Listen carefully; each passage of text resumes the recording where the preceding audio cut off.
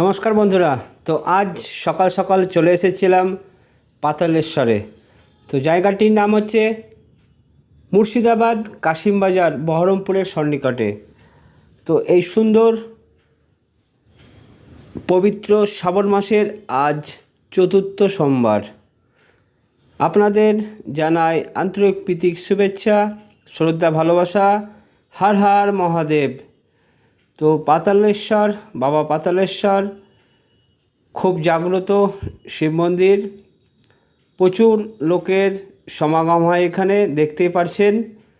তো শ্রাবণ মাসের এই পবিত্র শ্রাবণ মাসে লোক সংখ্যা ভক্তদের বেশি হয়। ভক্তরা এখানে আসেন, দেখতে পাচ্ছেন এখানে বাঁক সাজানো আছে। তো ভক্তরা সব এখানে জল অর্পণ করেছেন বাবাকে, তারপরে বিশ্রামের জন্য, আবার কেউ জল ঢালার জন্য এই বাঁক এখানে রাখা হয়েছে। তো অনেক দূর দূরান্ত থেকে ভক্তবৃন্দরা এখানে আসেন। তো খুব জাগ্রত এই বাবা পাতালেশ্বর। তো আপনারা যদি আসতে চান অবশ্যই চলে আসবেন। বহরমপুর থেকে টোটো করলেই পৌঁছে যাবেন কাশিমবাজারে পাতালেশ্বর। যে কোনো লোককে রাস্তায় বললেই আপনাকে পৌঁছে দেবে একদম গন্তব্যস্থলে। তো খুব সুন্দর জায়গা একটা। তো না আসলে আপনারা মিস করবেন। অবশ্যই একবার হলেও এখানে চলে আসবেন।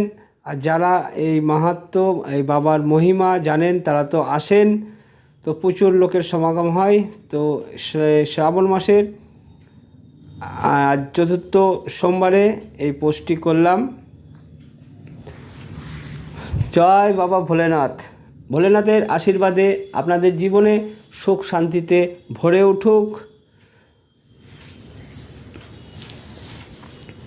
সবাই চায় সুখ শান্তি। তো বাবার দর্শন করুন।